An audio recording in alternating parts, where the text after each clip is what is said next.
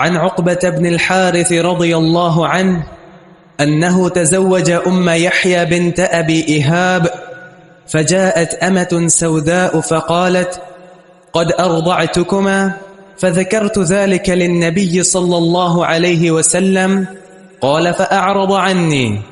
قال فتنحيت فذكرت ذلك له، فقال: وكيف وقد زعمت أن قد أرضعتكما، فنهاه عنها. یہ وہ اختلاف سامنے آ گیا. عقبہ بن حارث نبی علیہ السلام کے صحابی، ابو سروا ان کی کنیت ہے، اور یہ مکی صحابی ہیں، اور فتح مکہ کے موقع پر انہوں نے اسلام قبول کیا تھا. انہوں نے ایک عورت سے شادی کی، تزوجہ یحییٰ، ایک عورت سے جس کی کنیت یحییٰ ہے. اس کا نام غنیہ تھا، یا بعض روایتوں میں زینب اس کا نام تھا، لیکن کنیت اس کی یحییٰ. اور ابو ایہاب کی بیٹی تھی یحییٰ بنت ابی ایہاب، اس سے نکاح کر لیا، شادی ہو گئی. فجاءت امتن، ایک لونڈی آئی سودا، سیاہ رنگ کی. فقالت، اس نے کہا: قد ارضعتکما، میں نے تم دونوں کو دودھ پلایا، تم دونوں تو رضائی بھائی بہن ہو، تم نے شادی کیسے کر لی؟ فذکرت ذلک للنبی صلی اللہ علیہ وسلم، تو میں نے یہ بات نبی علیہ السلام ذکر کی. قال فاعرض عنی، تو نبی علیہ السلام نے مجھ سے منہ پھیر لی. منہ کیوں پھیرا؟ اعراض کیوں کیا؟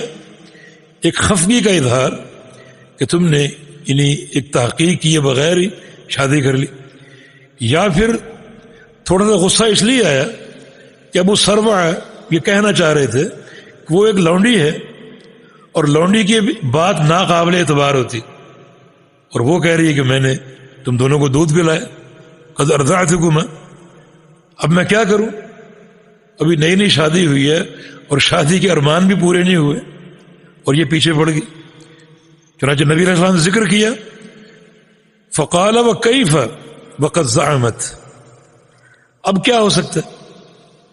تم اس رشتے کو کیسے باقی رکھ سکتے ہو جبکہ وہ عورت یہ دعویٰ کر رہی ہے کہ اس نے تم دونوں کو دودھ پلایا؟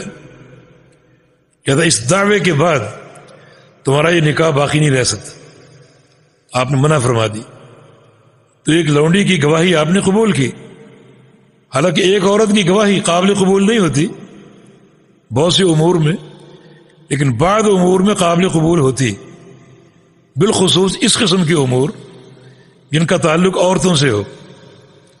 اب چونکہ اس نے دودھ پلایا اور اس نے گواہی دی، تو اس گواہی کے لیے کوئی تفکر کی یا کسی استنباط کی ضرورت نہیں ہے، کہ اس کا اپنا عمل جو اس نے خود کیا اور دودھ پلایا اور اس نے یہ خبر دی، تو یہ گواہی قابل قبول قرار دی گئی.